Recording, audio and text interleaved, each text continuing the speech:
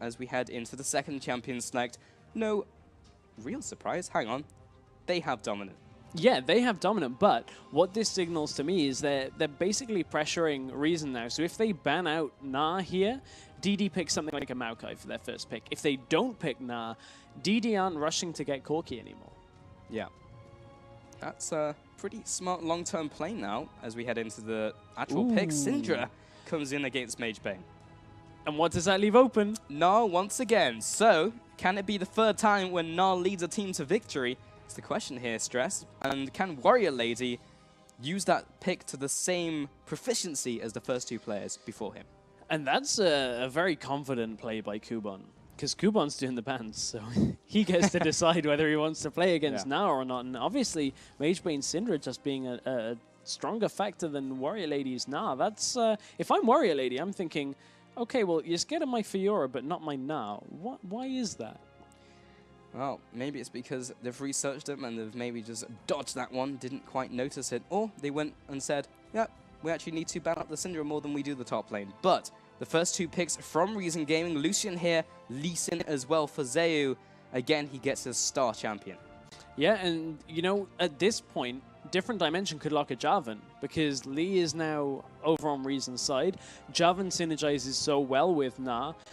And Reason, they're going to pick up, obviously, that Celiva's AD carry of Lucian. And Reason Gaming right now, I wonder what they've let themselves in for here. They have to have something special to go up against the potential Nah-Jarvan combination. They're actually taking their time with this one. Maybe they're thinking about it. Maybe they want to come up with something else. And at this point, Orianna was banned away in the last game from Take Fun, but if DD were to look to pick that alongside the Jarvan here, Nah Jarvan Orianna is incredibly strong. That surely not. Surely that's not getting towards their bot lane, and is going to be none other than Nami and Vayne. Okay, Vayne comes out for dominant. We know he's this big player, but crazy second couple picks. This is insane right now, because Vayne is not known for a strong laning phase, and they've picked Vayne into Lucian, who is incredibly known for his strong laning phase. That's not the best setup already. Pair that potentially with Reason Gaming now having a lot of single target pick potential. That's a bold statement out of Dominant. So the Reason Gaming now respond with an Irelia, probably to jump on, said Vayne, and now looking towards Janna as well for that bottom lane, so all out dominance. This is a statement by DD. It's like saying, we have Nah, doesn't really matter what we do from here, because we just pick what we're all comfortable with, but Vayne, competitive play. Well, let's see if he fancies himself the next Reckless, but that Janna will be locked in here by Reason Gaming. Is this something that DD have been hanging on to for when they're one game away from being out? Because all of the research went in that when Corki and Lucian weren't available, Ezreal and Graves were Dominant's next picked. And Vayne is as far different from a mid-lane champion as you can possibly get. Everything relies on auto-attack, so that is an insane potential setup here. And Reason Gaming, again, the story of their game is mobility. Everything about their team is just completely mobile. Let's make sure that we can engage when we want to. Disengage, obviously, with the Janna, but these are the two picks that I would be expecting Different Dimension to lock in. Well, this would be the craziest wombo combo the world has ever seen. And it would also be a pretty damn good frontline for Vayne as well. Yeah. I guess they didn't feel any pressure to lock in the Jarvan before with the Lee Sin, but here it is. If you've ever seen a team composition on paper and be like, I think this one will win, this is the one from DD. That's crazy, this composition. So you already alluded to it being a strong frontline, but the other thing that is very good for keeping a champion like Vayne alive is full-on engaging on your enemy team so that they really just don't have anything left to deal with. So what this will do is Jarvan, Orianna, Nah go in, do a lot of damage, a lot of disruption, Vayne cleans up. Yeah, and the very last pick was Ari now coming in from Reason Gaming. So they will be using this to try and counteract DD's comp. Yeah, but that's a tricky one because you've got to land a charm onto a Vayne who's going to be stealthed up later and later into the game. So again, Reason are picking a very similar composition. It pretty much does a lot of the same things. Obviously, Nah not there for that mass crowd control, but single target from Ari. Single target Aurelia. Same from Lee Sin. Yeah, it's find ourselves a pick, try and just go from there. But you're absolutely right. When we get into these teamfight stress, you know, you look at DD and it's like, okay, have to get past the Jarvan, the Cataclysm, the Gnar who's going to be in the Cataclysm, the Orianna who's going to be balling us with the Shockwave as well. And then we have to just go with a shot in the dark and hope we hit Vayne, who is currently stealthed. So it's difficult to get through. We're hyping up the composition a lot, though. We're being like, on paper, it looks incredible, but it's all about the execution as we get into this game. It is, but on paper, it does look incredible. The Vayne is perhaps the only... I don't want to say questionable, because I feel confident with Dominant's performances that he wouldn't pick it unless he feels very strongly about playing it. So I'm just anxious to see how this Vayne is going to go, because we do not see Vayne in competitive play. Not even Doublelift plays Vayne in competitive play. Yeah. Okay. Well, if you feel as strongly about these compositions as we do, head over to Twitter at LOL Esports, use the hashtag LCS expansion, and get your thoughts over to us as well. Because just looking at the composition, we said it time and time again, we've hopped on about it for the last 3 minutes. We think it's going to be incredible. Get your thoughts over to us. Yeah, Reason have got their work cut out for them just on paper at this point in the game. But speaking of the game, ever so shortly, we will be jumping into it. Yeah, mere seconds away from finding if this is the 2-0 sweep or this is the beginnings of a comeback for different dimensions as they are swapping up. Reason Gaming now in the upper right will be now on the red colors, moving into their jungle. In fact, everyone is fanning out. Different dimensions now on the opposite side themselves, moving into this game, hoping that they can make this the even series that they need. So, bottom lanes.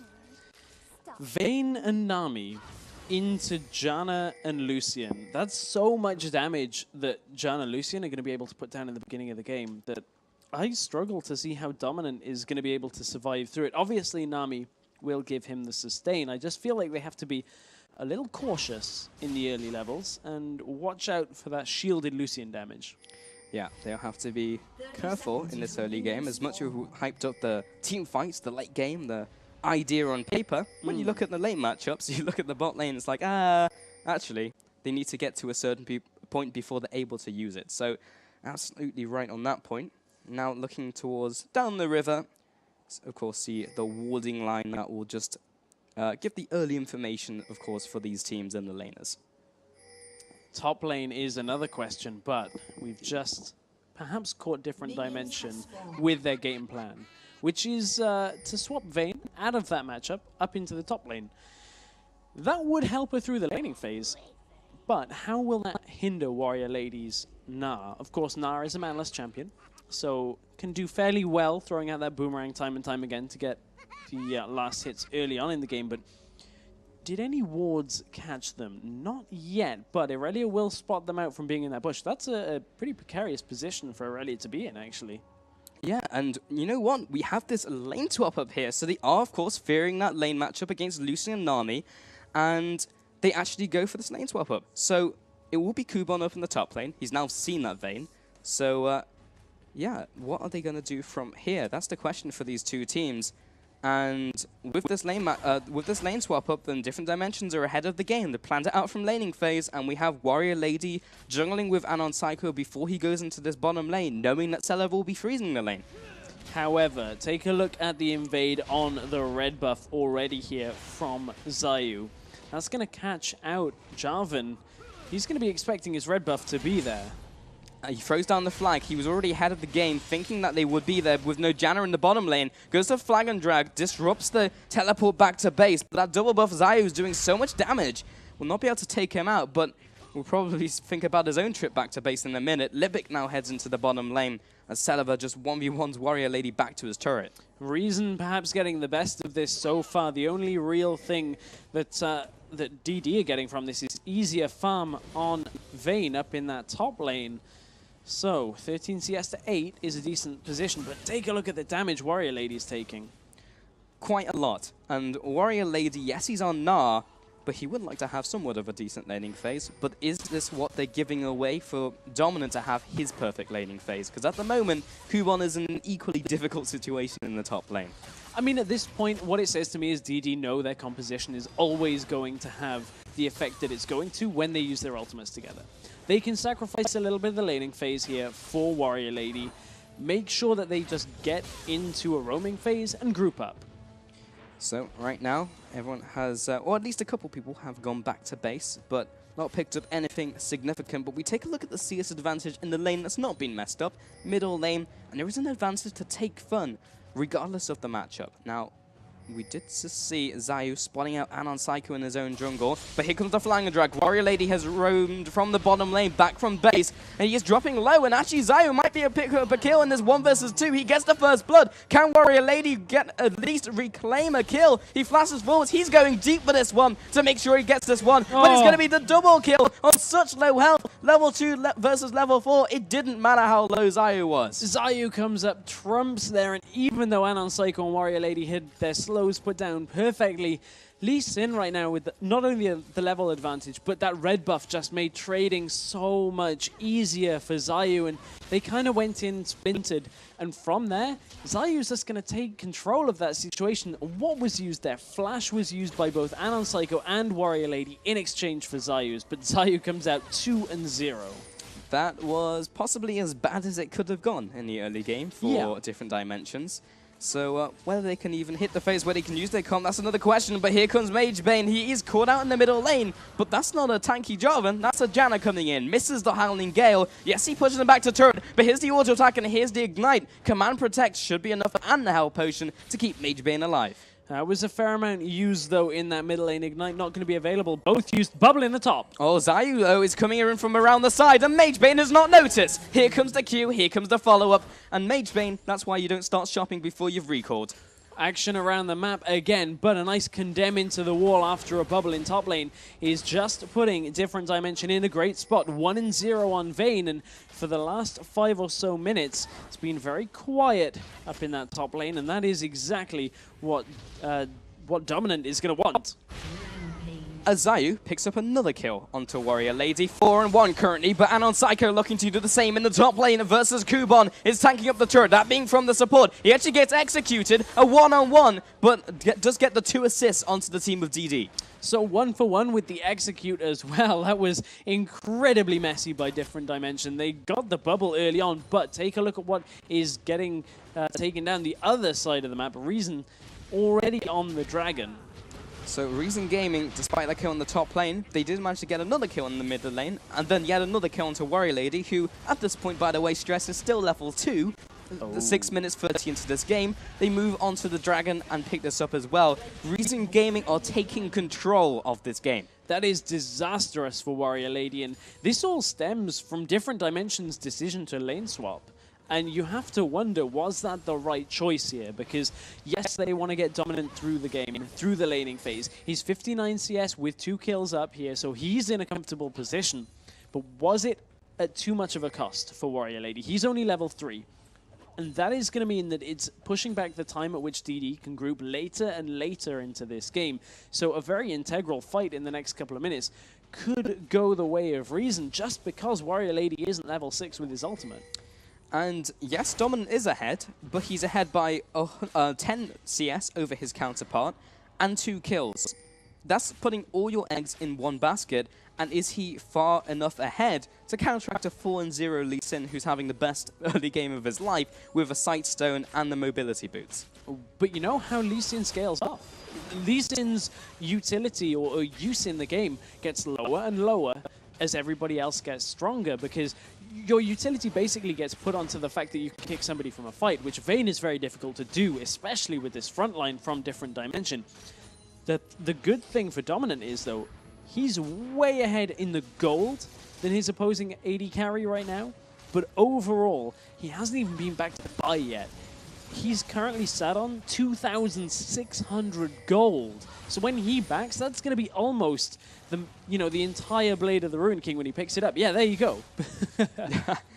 That is pretty significant. Everything but the recipe cost. Yeah, this is a good start for Vayne, but again, is it enough? That is the golden question of the game, and we won't really find the answer to that until we get to the roaming phase. But look who's waiting in the wings again. Libic is sitting here currently for Take Fun. Zayu from the other corner. And Magebane is stuck in the middle lane with Take Fun. We'll go back to his turret. So gank doesn't pay off, but can he get something else away from this one with their current positioning? Take Fun's out of mana. No. Take Fun is out of mana, but he does have blue buff, so give him a couple seconds and he'll be back to a healthy mana state. Very true. He's taking a lot of damage, Wild Panda. That's true. Now he's getting caught out with Zayu. He did again try to take away this red buff. He's too hungry for these red buffs, and Anon Psycho will pick up this kill. In fact, that actually goes to Nami with the ebb and flow. Mid lane, though, Libic is dropping low, only level 4. Magebane, though, gets tagged by the charm. Take Fun takes him out, but Anon Psycho comes in with the Cataclysm, finally takes him out of the Dragon Strike, but it took too long. Celevo was able to come in from the bottom lane and pick up a kill in return. Very messy trading kills for kills. Zayu being way deeper into the jungle than he should have been at that point, and as you said, he just wants red buff far too much, and you have to think different dimension at this point are getting a couple of kills on the board here. Dominant in the top lane. Dominant is getting completely destroyed by Kubon going on in that one-on-one. Barely escapes with his life. Has to use the heal, doesn't use the flash, but used the bilge water to get away. Took a turret shot. That was the biggest problem up in that top lane, and Dominant can't really get that close. You are only in the early game still, Vayne. You're not the hyper carry yet that everybody expects you to become. Very much so on the way there, though. Indeed. And Kubon is looking to stomp out his aggression, and despite that 1-on-2, 38 CS, actually the same in the Warrior Lady camp, but he is strong enough to go on 1-on-1 the Vayne. So at least for now, his job is still in harm's reach. He is still able to assassinate the Vayne if he's in range. Something I'm finding very interesting about watching Different Dimension. Anon Psycho seems less comfortable on meta junglers than he does on obscure Rammus and Maokai junglers. And that's... Oh, top lane. Oh, Warrior Lady has been caught out. Oh, this gets the disruption on his hop and will be taken down. Anon Psycho tried to save the life of his top laner, but to no avail. Oh, it's bottom lane again. It's actually mid lane this time around because Charm comes out. Magebane is dropping very low with the Spirit Rush, dodges out the way of the Shockwave, doesn't find his kill, but doesn't die either. Teleport was used in the bottom lane at the same time, so a little bit of cooldowns being used across the map, not to their highest effect. Mid lane, Jarvan's coming in. Here's the flag drag, Cataclysm for the dunk, and Take Fun is dropping low, but is completely out of mana. He cannot return for the kill, a 1-0 in the mid lane. These teams are just kind of butting heads again and again, and this is a very fast and loose game right now. 11 minutes in, 13 kills, and that, I have to feel, may even benefit Different Dimension. If all of these kills are going on Lee Sin, and DD can get to the late game with an AD carry like Dominant on Vayne, and we've seen Dominant stays alive, that is a difficult thing to overcome. Yeah, that's the funny thing about the first game. Yes, it was so close, but it was not as kill-packed as we usually expect from Different Dimensions. They're a bloodthirsty team. In the first series, in fact, the first round, they had 58 kills in over those first two games. Not in each game, that would have been insane. But still, 58 kills is a huge stat line. This is the return to bloodthirstiness from DD. I think we're going to get a few more kills on the board in about 30 seconds' time, because Dragon is due up fairly soon. And that is really where we're going to see this composition shine from Different Dimension, if my thoughts are correct. Oh, Zayu doesn't quite land that onto Wild Panda, but in the mid lane, Magebane is ticking down. He's flashing up red, but the Ignite is not going to be enough. Swapping back to these junglers, just zoning control currently, getting that area denial down, but it's the vision game, the vision war between these two teams before that Dragon comes into the objective. And the gank on Magebane, or the 1v1 on Magebane, was perfectly timed, because there's not going to be a team fight here. That's Reason Gaming's Dragon, uncontested. So Reason Gaming still maintaining their control over these Dragons. And the Vision game, in a big picture sense, has just straight up been better than DD's. That, however, will be countered by Warrior Lady. Takes the easy option. You take Dragon, we take top turret. Yeah, that's the standard option that we will see a lot of teams make. But Dominant is still finding farm across the map. Just depends. Can he out-damage Celevo right now? I don't think he actually wants to find out. That being said, he is fairly close to his Blade of Ruin King. He actually turned one of those daggers into a Berserker's Greaves. Has 1,400 gold in his back pocket as well. Yeah, he's just about there soon, but Magebane... Oh, Zayu with the kick into the wall. Here comes the Shockwave onto two people. Lands the first kill onto Zayu. And Take Fun does not want to get in range of this turret. Cataclysm as well to finish off the Ahri. And Magebane doesn't even fall. Warrior Lady made sure it was definitely going to go in their favor. 2 for 0 for DD. Great timing out by Magebane on that Shockwave. Kept them in place and did the damage. But DD, can they get another objective from this? You have to think they want to push mid-bottom lane. Dominant has been CC'd up by the Howling Gale. Here comes the bubble onto Celiva, but there's no one to follow up. A 1 for 0. He just got caught with his pants down. He did indeed. Not sure exactly what Dominant had in mind there, but 125 CS. He's now fallen behind on that as well, down in that bottom lane. But mid, perhaps? No, okay, it was a recall. My bad. I looked at my own screen there. I was just checking exactly what Warrior Lady... regenerating health. I was checking what Watch Warrior out, guys. Lady was actually maxing. But yeah, there we go. You know, something to note about Magebane, apart from his regenerating health, is he just picked up the Athene's and Holy Grail and also the Sorcerer's Boots. Bottom tower just fell to Celiva as well. Important to note that. It is important indeed. But I think that's just a sign of how bloodthirsty this game has been. We're not even 15 minutes in to this game, and there has been a lot of action. So let's recap a little bit on what in fact has happened. There has been so much pressure up on that top lane. Ever since that initial lane swap out from Dominant and Wild Panda, they just hammered down Kuban for a long time, but Kuban managed to solidify. Didn't land the charm in the mid lane. Oh, sombrero onto those creeps. Not a good shockwave from Magebane. That one wasn't so good. No. No, it was not. But he only needs to hit a couple in major team fights for it to be all that they need in these team fights, because they have this big wombo combo we've been talking about in the Champion Select for this to be their major factor to win this game. You know what is not going as well as last game did? And that's this Gnar pick up in the top lane. And Reason let Gnar go through and have basically allowed Different Dimension to just play themselves off the map. Because Warrior Lady's always been swapping around. Warrior Lady really just hasn't been able to get into this game yet. And he's down on CS and 0-3. That's a horrendous position to be in for a Gnar right now, who everybody says is the best top lane right now. That being said, a lot of people also say he doesn't always just need items to be effective, because his kit is mind-bogglingly insane when it gets to these team fights. That being said, if he dies instantly, then of course that's not going to become a factor. But we now look at the gold totals, already different to first game, because this is already a pretty significant gold advantage opening up. 3,000 gold difference in the lead now currently for Reason Gaming. Not sure if this is going to matter for Take Fun, who almost gets caught out by the Acro Prison. And now, 16 minutes into the game, already in roaming phase. Yeah, DD are looking to group. This is where their composition has its groundings. Take a look, top and bottom lane. Both have members of Reason in, and Different Dimension are 5 members strong in this middle lane. Chipping away at this turret. Here's the bubble this time. Landing is mark onto Take Fun in the mid lane. Down goes the mid lane, and down goes the mid lane's turret, and they're looking for more. DD making it look easy. They just say, okay, we'll see you in top and bottom, and we'll take a turret from you. So not a lot to write home about on that one. That's Reason Gaming really not being prepared for this roaming phase. And 9 to 8 currently, well on the course for 1 kill a minute. But with Dragon up in 1 minute 30, it will be DD just backing off a little bit, maybe even going back for a couple more items. And currently they are sitting in the mid lane, actually expecting maybe a counter push from Reason Gaming. Yeah, I mean, Reason could counter push here, but DD are quite strong still. Oh, Anon Psycho gets caught out in the middle of his flag and drag by the Howling Gale. Warrior Lady takes some hits. Celiva gets hit up by the Acro Prison, but Magebane doesn't have his ultimate. Yeah, that ult still not available from the last thing. Also, Dominant wasn't there, so that's a large part of their damage that they didn't want to engage without.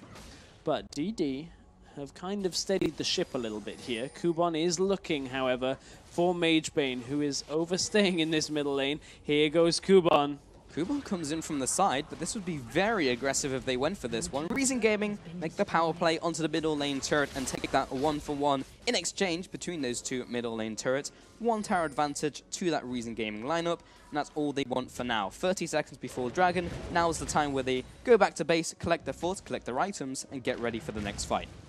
And speaking of items, Warrior Lady has opted for a very different build path to Kubon's build path in the last game. So Kubon we saw pick up a Hex Drinker and a Frozen Mallet. Obviously, Hex Drinker for the magic resist. But in this case, they're using Warrior Lady in a slightly different role. They don't actually want the damage from Na at all during this roaming phase. They're just looking for a tanky crowd control, but Dominant is about to get crowd control. Oh, getting caught out in the bottom lane. Kubon lands the Equilibrium Strike, and there goes Dominant. Gets popped instantly by these two assassins, and now Reason Gaming will convert this into yet another dragon. Yeah, Reason Gaming just having the perfect timing on these picks, and Different Dimension just are not in position for these dragons spawning, and that is pretty unforgivable here as we're in round 2 of the LCS expansion tournament. So Dragon goes down. Can Warrior Lady do anything in the top lane? He's going to recall out. This is slipping through the fingers now of Different Dimensions. This is not the game that they wanted. This is not the game that they wanted to use to kickstart their comeback in this series. And Reason Gaming, from their side, we spoke about consistency. We spoke about they need this consistent performance that they did not have in the first series. But this is looking a lot better for them. Warrior Lady has teleported in from behind, and Take Fun says, okay, I guess I'll just flash away. But now I don't have an escape for Anon Psycho, and this is a full collapse now for DD. Take down the Ahri.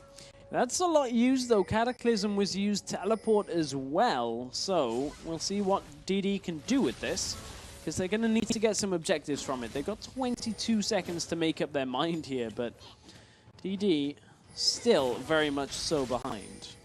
Well, with the dragon down, pretty difficult to find an objective currently. They maybe could have gone bottom turret, but the minion wave is currently being frozen by Dominant, so they don't really have anywhere to go. Warrior Lady jumps over the wall, walks straight into the middle of Zayu and Libic, and not to mention there's Irelia in the top lane getting ready for this fight, but that's a Mega Gnar who's just been transformed. Kubon will be pinning him down, gets the Equilibrium Strike. Gnar ultimate slams them away, but Kubon uses the minions to get in range. Wallet comes out. This is still enough for Warrior Lady, commits the flash, and he's still coming away from this one. Oh, Wild Panda from the side uses the ultimate for the disengage, and here's the flying drag from Anon Psycho. Do they have anyone behind him? Well, Kubon's dropping low. Dissonance as well, and now Magebane's come in from the base. Flash comes forward from Anon Psycho as well. Zephyr will slow him down. Everyone is so damn low, but Anon Psycho will finish him off with his Dragon Strike, and from a terrible situation, there's a 1-0. Bot lane, Selva takes down Don in a one-on-one. All the way at the beginning of that fight, Warrior Lady led Reason through a goose chase through that jungle, and the reason is because of how tanky he is. Oh, and he's found Magebane in that jungle, uses the Deathfire Grasp, but again, he will not die. People are escaping on nothing, and he runs away. Different Dimension right now have a very clear goal, and that is stack as much health as they can in this game. Take a look at the number of Giant Spells currently on the team. There's one already in that Randuin's, and 3 others. Flag, drag, and the Cataclysm. Looks for the Acro Prison, doesn't land it, but it doesn't matter. Picks up another kill, but now Kubon has teleported into the fight, looking for cleanup. But Magebane is now getting focused down by Zayu. Lands the ultimate, lands the Q as well. Doesn't knock him away from his kill, but the shutdown comes out for Kubon in the top lane. A 2-for-1 overall.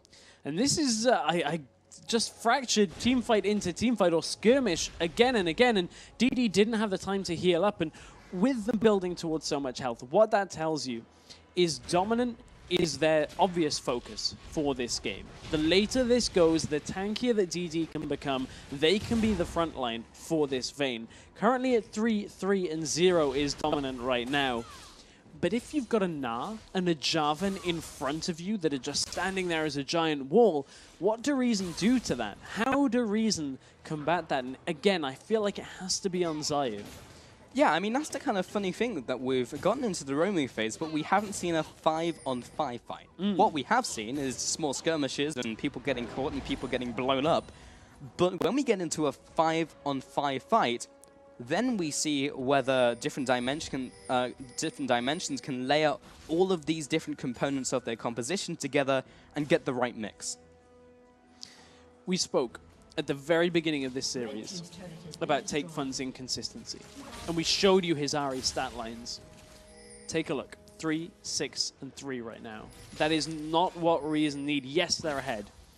Yes, they still have the lead in this game with their single target focus, but this game gets more difficult to win the longer it goes on.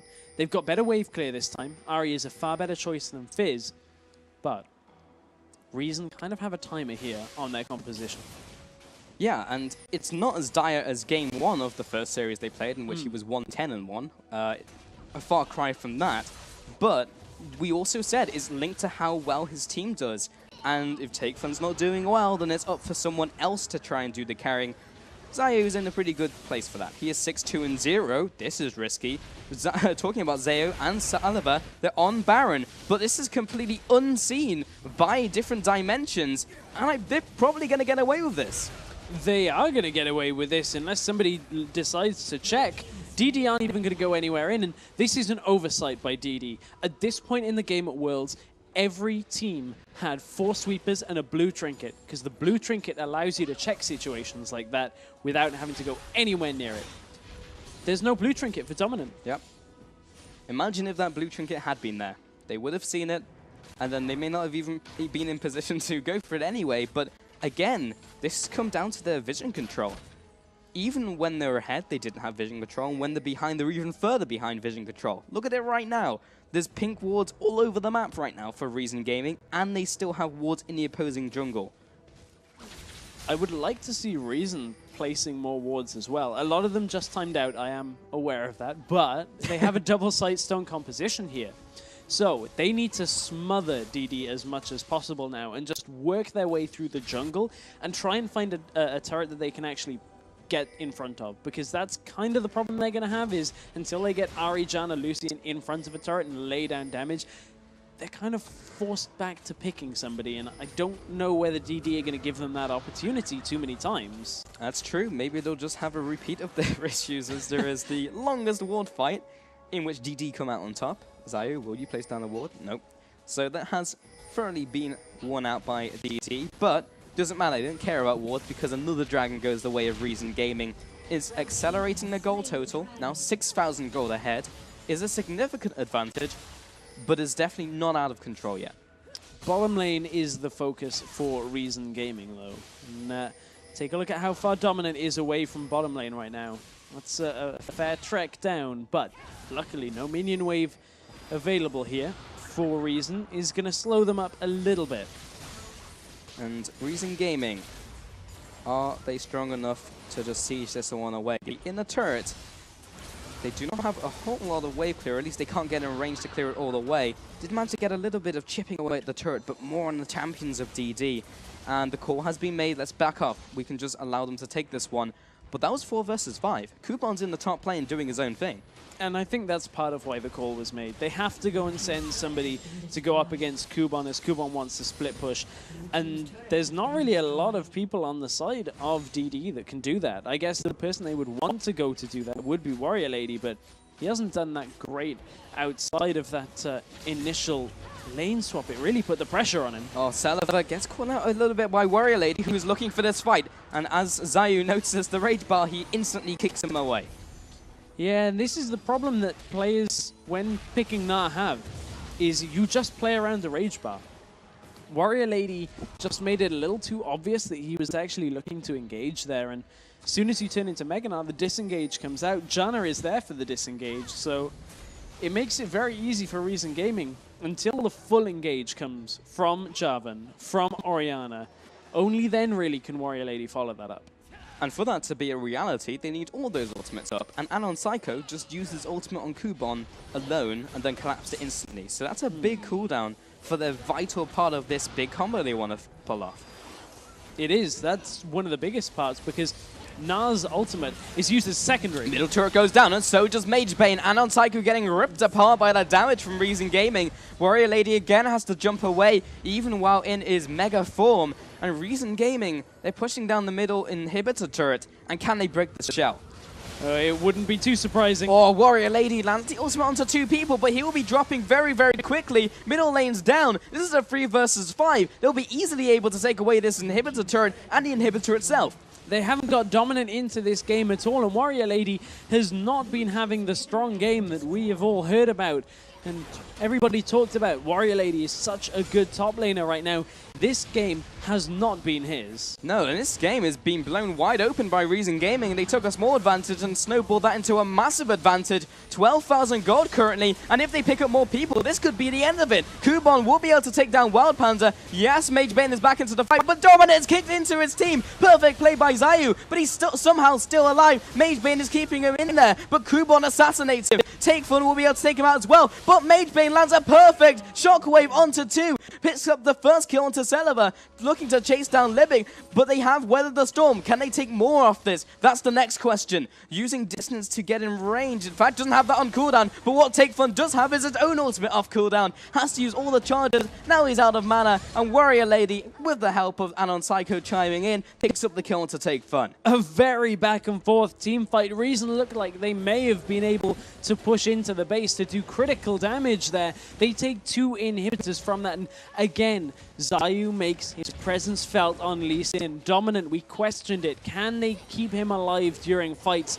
If he positions like that and Zayu gets his hands on him, or in this case, Lee Sin's foot, he is going straight into the enemy team, and that is going to be an easy pickoff. But they overstayed, and that was the dangerous bit. They decided to try and dive 2 Nexus turrets to get that kill on Dominant, and DD punished them for it, but it is not enough at this point in the game. DD have to put a giant pause timer now. They need a good 10 to 15 minutes to recuperate this massive gold difference. Reason Gaming just said, we're going to make a power play and we'll just see how it works out. And it, in fact, worked out very well. Now an 11,000 gold difference between these teams, up from 6,000 gold before all that action just happened.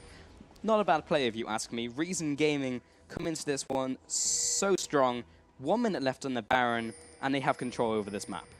One thing Reason have been preparing very much so for, and you take a look down their itemization, is for the fact that DD only have 2 damage threats.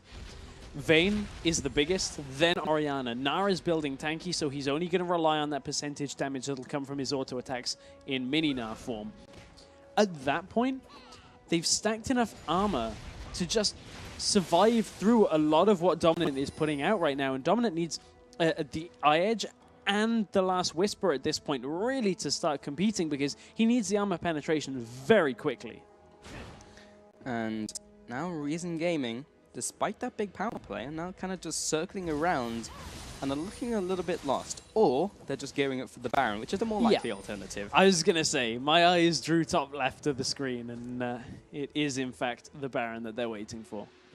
And that is now live. There was a little break there, and I got confused. Baron was just on a 5-minute break. But now Celiva, Zayu, and Libic, that tag team, trying to take away this Baron. Already been started off. Warrior Lady and the full lineup. Oh, he got him. DD come in, but they managed to take down the straggler of Dominant. This has not started off well. Warrior comes in with his ultimate, lands onto 2, but I don't feel like it's going to be enough here. Wild Panda comes in. He will get taken down. Warrior Lady gets destroyed by Take Fun. A 3-0. Baron has not been taken, but it doesn't really matter at this stage, Stress, because a 4-0 quickly turned into a 5-0. The ace, Take Fun barrels down the middle lane, the teleport comes out, and this is looking like curtains for DD. Clean ace for Reason Gaming, shuts down the hopes of Different Dimension, and it's all due to Dominant getting picked off. When you've only got 2 damage threats and one of them dies before the fight, it's impossible to overcome. Reason Gaming have dealt with their problems of inconsistency, and the inhibitor spawns, and they look very confused. They have to go back and destroy the inhibitor before going forward, but that's only a small pestilence before they move on to the second round. That being said, Dominant is back from base, but the inhibitor, and rather the Nexus itself, is exposed, and they just need to take down the last remaining 5,000 health. Reason Gaming take away the second game of this best of 3 in the second round here, up against Different Dimensions. What a series.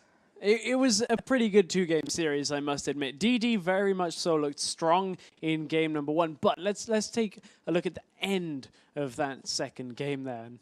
Before the inhibitor respawn, because, you know, it just had to make sure Reason got another thing before they got through the game.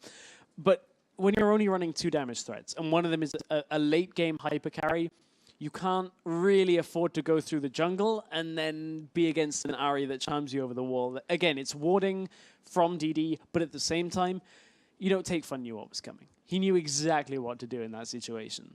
Yeah, and Reason Gaming, pretty solid game following that first series, or rather that first game, and they have solved those problems from the first series. Yes, it still takes them a while to get up to pace and feel out their opponent, but they did it a damn sight faster than it did in the first series. And they solved those issues, took away the first game, took away the second, makes it the 2-0.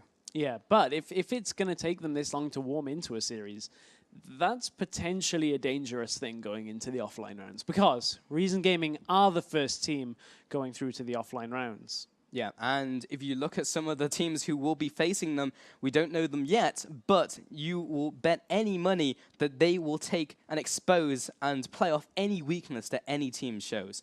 So if they can tighten up those screws, then they might be able to make a pretty good shot at the top 4. Either way, guys, we are going to jump to a quick